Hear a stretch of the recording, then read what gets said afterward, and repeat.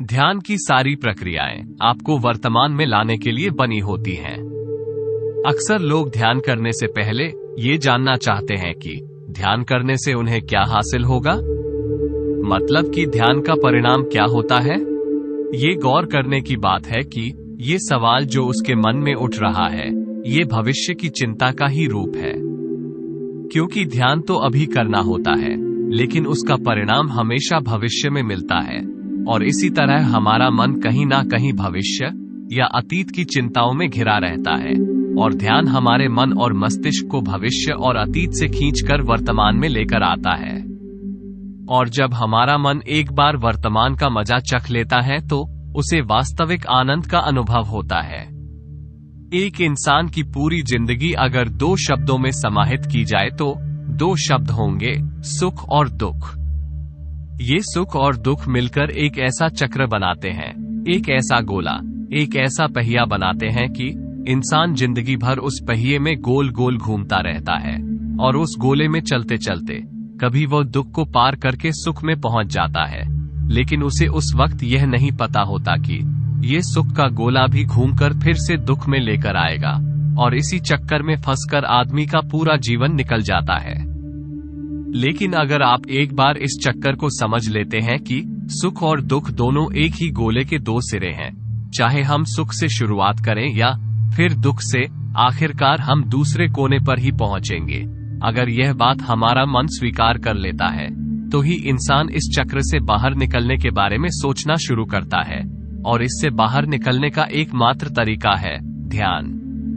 क्योंकि सुख और दुख हमेशा अतीत और भविष्य से जुड़े होते हैं, और ध्यान हमें वर्तमान के आनंद से अभिभूत कराता है।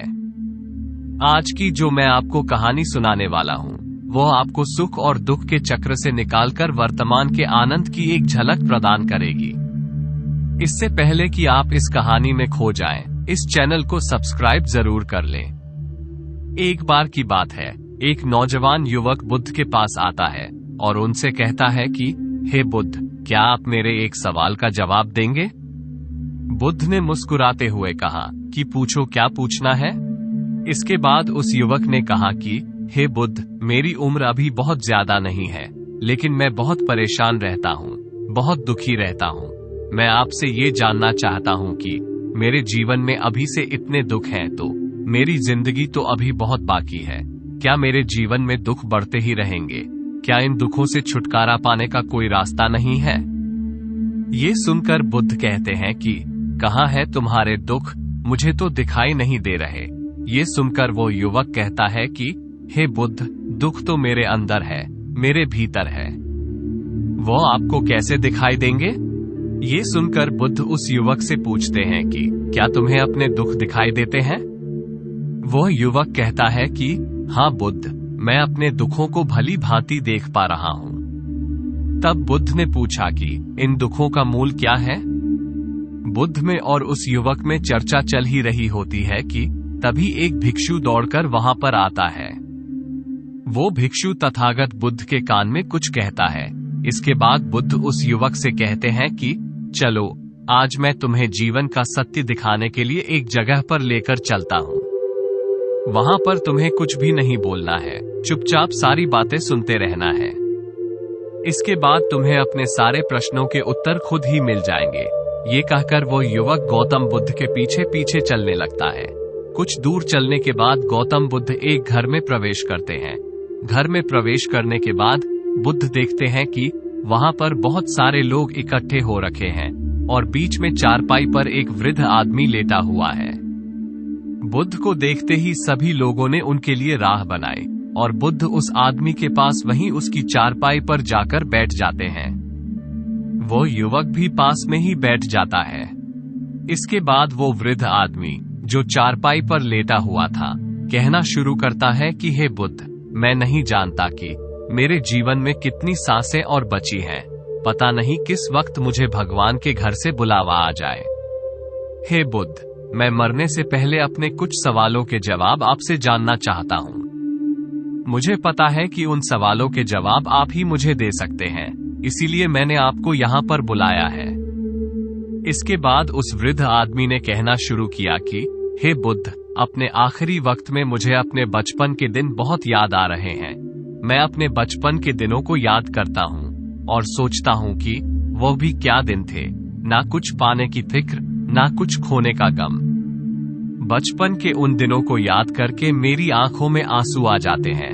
मुझे लगता है कि कितनी आजादी थी उस समय, मेरा मन कितना खुला हुआ था। मन में कुछ भी पाने की इच्छा नहीं थी, जिस भी खेल में लग जाते थे उसी खेल में पूरे दिन लगे रहते थे।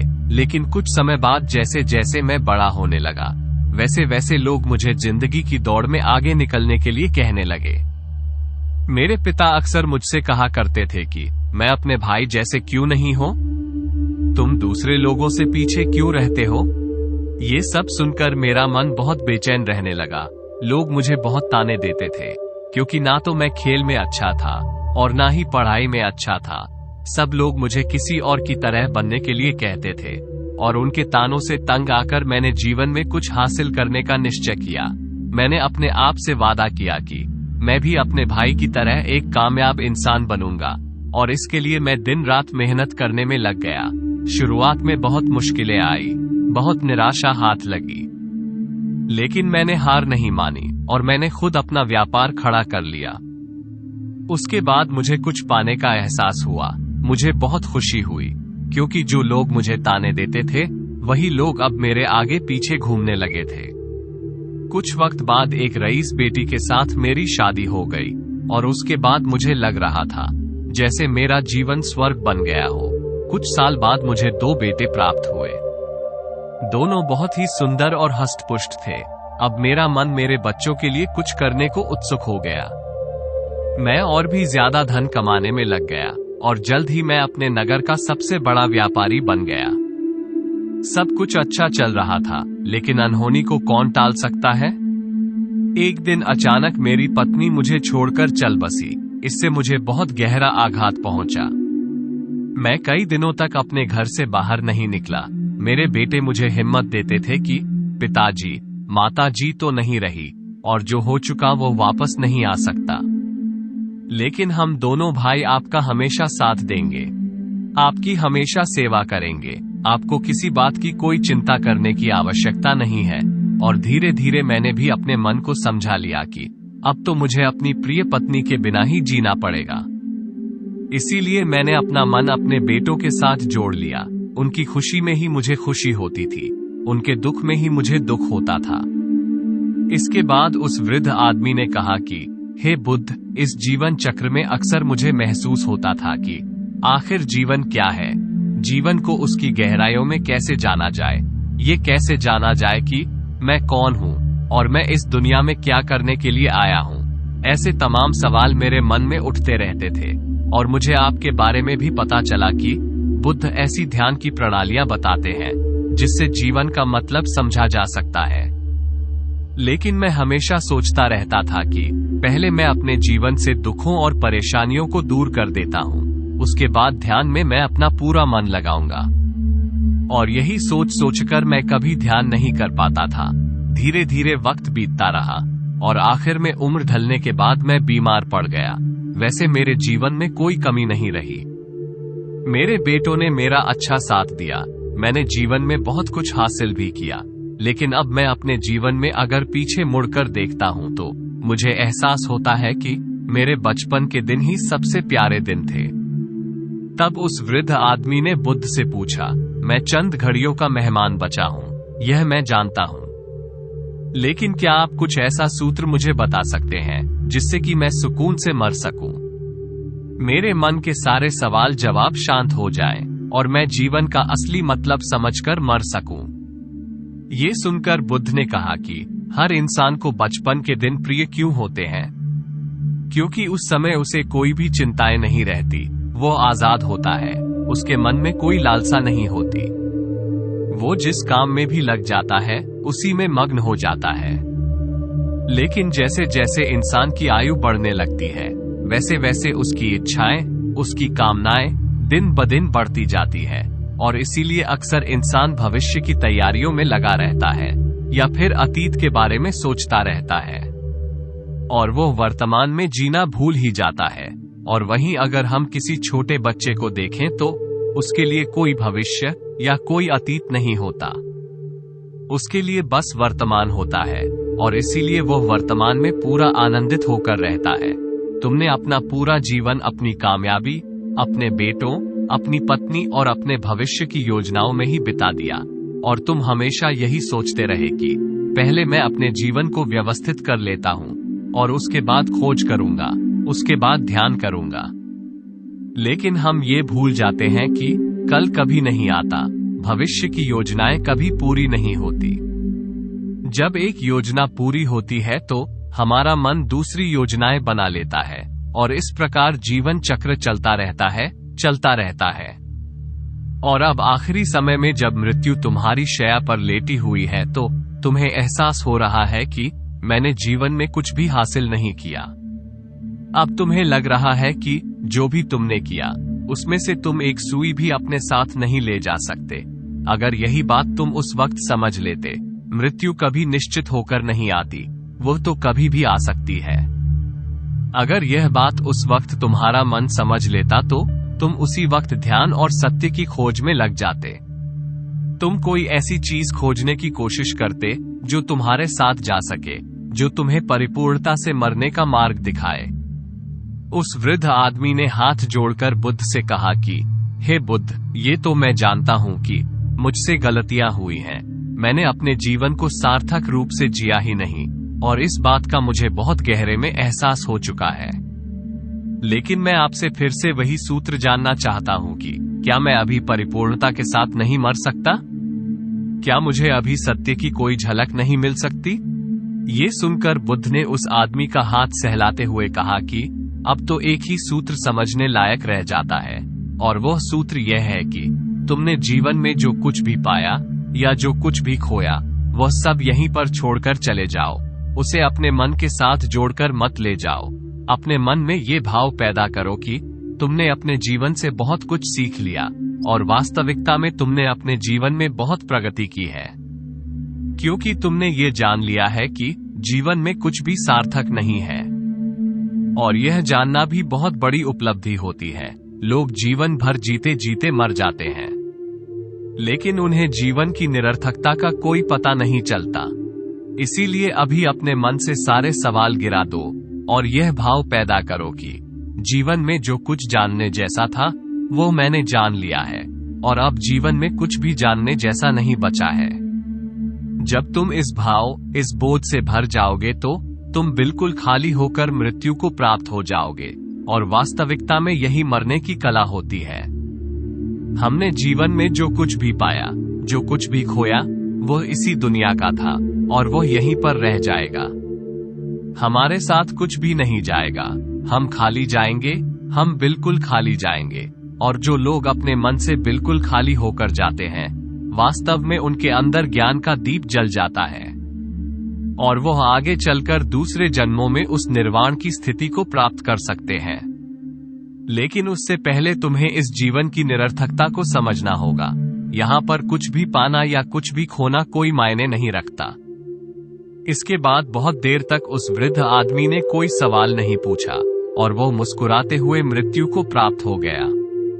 इसके बाद बुद्ध ने उस नौजवान युवक से पूछा कि क्या तुम्हें अपने सवालों के जवाब मिले, और मिले तो तुम्हें क्या जवाब मिले? सभी को बताओ। उस युवक ने कहा कि हे बुद्ध, मुझे अपने सवालों के जवाब मिल गए हैं। इस वृद्ध आदमी के जीवन चक्र से मैं समझ गया हूं कि जीवन में कुछ भी पाने जैसा नहीं होता। सुख हो या दुख हो, सब कुछ यही पीछे रह जाता है और अगर हम इसी चक्कर में फंसे रह जाएंगे तो हम सत्य को कभी नहीं जान पाएंगे। इसीलिए जीवन में सुख और दुख तो चलते ही रहेंगे, इसके साथ साथ चलते हुए ही हमें सत्य की खोज करनी पड़ेगी। लेकिन बुद्ध, मेरे मन में अब भी एक सवाल बाकी है। इसका जवाब जानना सबके लिए बहुत ज्यादा जरूरी है। मेरा सवाल है कि मैं ध्यान की यात्रा करने के लिए बहुत प्रेरित हुआ हूं, लेकिन मुझे कोई मार्ग नहीं पता। ध्यान कैसे किया जाता है कि ध्यान की सभी प्रक्रियाएं तुम्हें होश में लाने के लिए ही बनी है, तुम्हें वर्तमान में लाने के लिए बनी है। अगर तुम किसी भी काम को पूरी उपस्थिति के साथ पूरे एकाग्र भाव से अपने आप को पूरा इकट्ठा करके कर सकते हो तो तुम ध्यान में ही होते हो। लेकिन हमारा ध्यान इधर उधर भटकता रहता है। अपना काम करते करते वर्तमान में रहने के लिए मैं तुम्हें एक छोटी सी विधि बताता हूं, जिसके जरिए तुम अपना काम भी कर सकते हो और ध्यान को भी समझ सकते हो। जब भी तुम चलते फिरते हो, उठते बैठते हो, सिर्फ अपनी सांसों पर ध्यान लगाना शुरू करो। सांस किस नाक से आ रही है, किस नाक से जा रही है, नाक के कौन से कोने से टकरा रही है, सिर्फ तुम उसके साक्षी भर हो जाओ। सिर्फ उसको देखते रहो। कुछ भी काम कर रहे हो, चल रहे हो, फिर रहे हो, खाना खा रहे हो, सिर्फ अपनी सांस पर ध्यान लगाओ। और यह करते वक्त तुम्हें महसूस होगा कि तुम्हारा दिमाग, तुम्हारे विचार तुम्हें इधर उधर ले जाते हैं, लेकिन थोड़ी देर बाद तुम्हें फिर से होश आएगा कि तुम्हें अपनी सांसों पर ध्यान लगाना है और तुम्हारा ध्यान फिर से सांसों पर टिक जाएगा। और धीरे धीरे जब तुम अपने विचारों को देखने लगोगे तो तुम पाओगे कि विचार विलीन होने लगे हैं। तुम्हारे अंदर बस एक खाली मैदान बचा हुआ है। सारे सवाल जवाब विलीन हो चुके हैं। इसके बाद बुद्ध ने कहा कि सांसें जो होती हैं वह वर्तमान में चलती है, ना ही वह भविष्य में चलती है, ना ही अतीत में चलती है। वह वर्तमान होता है, वही वर्तमान स्थिति होती है। और जब तुम अपनी सांसों से जुड़ जाते हो तो तुम वर्तमान में ध्यान लगाना सीख जाते हो, क्योंकि सांसें जिन पर तुम ध्यान लगा रहे हो वो वर्तमान में चल रही होती है। इसके बाद धीरे धीरे कदम दर कदम तुम्हें ध्यान का खुद ही एहसास होने लगेगा। फिर तुम जो भी काम करोगे उसमें तुम्हारा पूरा चित्त लगा होगा। तो शुरुआत वहीं से करो जहां पर तुम हो। यहीं से अभी से अपनी सांसों को पकड़ना शुरू कर दो। तो दोस्तों, कैसी लगी आपको ये कहानी? कमेंट सेक्शन में जरूर बताना, और अच्छी लगी तो इस चैनल को सब्सक्राइब करना मत भूलना। तो मिलते हैं अगली कहानी में। तब तक के लिए अपना ख्याल रखें।